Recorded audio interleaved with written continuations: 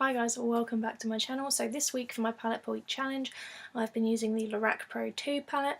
So first off, the formula of these eyeshadows is great. I absolutely love the formula of Lorac eyeshadows. They are so creamy. The mattes are really easy to blend, most of them anyway, are really easy to blend. The shimmers are nice and shimmery but not too like metallic and foiled, so that you can still get fairly subtle shimmer with them, which is nice, especially on the sort of more neutral shades. I also really like in all of the Lorac palettes that they separate their mattes and shimmers on separate rows.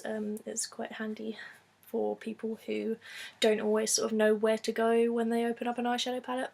As you can see today, I am wearing these two shades here. I do have this shade here in my crease, but then literally I just have these two blended on my lid. That's all I've done today, and I'm really pleased with the look that it's created. The shades are really pigmented as well. You get a lot of good pigmentation with the Lorac formula, so they are really good eyeshadows actually. However, the shade range I wasn't particularly thrilled about really. There are a few shades I really like in this, but when I look at this palette it doesn't excite me too much. When you cover up this section here, it is just very neutral. There's not really a lot of exciting stuff happening over there. You do have a couple of little pops of colour on this side, but it's not that exciting. However, there are a few shades that I really like, so I'm going to swatch the ones that I sort of use most out of this palette. Okay, so from the matte row, these are the three shades that I use the most. Here we have light brown, here we have nectar, and here we have plum. I really like all these three shades. These two very much in my crease, and this one is really lovely in an outer corner shade. There is a dupe for the Lorac Pro palettes. It's the Revolution Iconic Pro palettes. Again, I have both 1 and 2, so I've got the dupe for the Lorac Pro 1 and 2 palettes. If I can open it. So here are the palettes together. As you can see, they are very similar. They're not completely the same, but they are close enough. So I'm just going to swatch the same shades that I've just swatched next to the Lorac ones so you can see. Okay, so on the bottom here are the Lorac shades, and then on the top are the Revolution ones. As you can see, they are very similar. The formula on the Revolution ones is not as good, obviously, because it is not a high-end brand. But I think you can get these Iconic Pro palettes for, I think it was either £6 or £8, whereas the Lorac ones are obviously a lot more expensive. So you're not getting as good formula, but the colours are pretty spot on. Now I'm going to swatch some of the shimmers that are my favourites.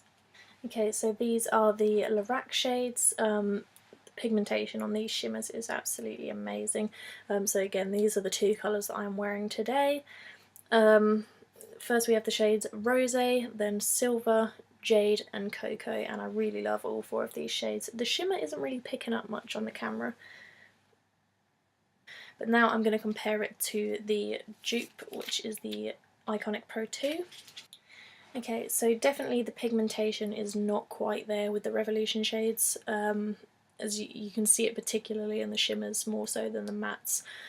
These are the Revolution ones on the top and then the Lorac ones on the bottom. They're just not as pigmented, particularly this shade here is very dark in the Lorac formula, but it's not quite up to scratch in the Revolution palette. But again, if you are on a budget and you're not really fussed about the formula, then it is a really good alternative. I really like the formula of the Lorac palettes, so I'm torn with this one actually. I really don't know if I'm going to keep it or not, because I don't love all the colours in this palette. This blue is a bit of a dud for me. It's a nice shade, it's just I found it quite a lot drier than the rest of the matte shades. I think this is actually going to have just stained. I've just wiped this off with a makeup wipe and it has actually stained my finger, so I may have a blue stripe on my hand for the next few hours. But yeah, the formula on most of these shades is really lovely, and the subtle shimmers down here and then the nice crease shades here are really lovely. I don't know if I will use it enough. It is a shame because I do really like this eye look and I really like these colours up here particularly. I just don't know. This is definitely going to go in a maybe pile, and if the Revolution formula was as up to scratch as this, I would be much more tempted to say I'll keep the Revolution and get rid of the Lorac, but it may have to be the other way around actually. But I will get rid of at least one of these palettes. I may get rid of both. So it's a maybe for this one, and I think this I will probably get rid of. But yeah, thank you for watching. Stay tuned and there'll be reviews out every week. Thanks very much. See you later, guys.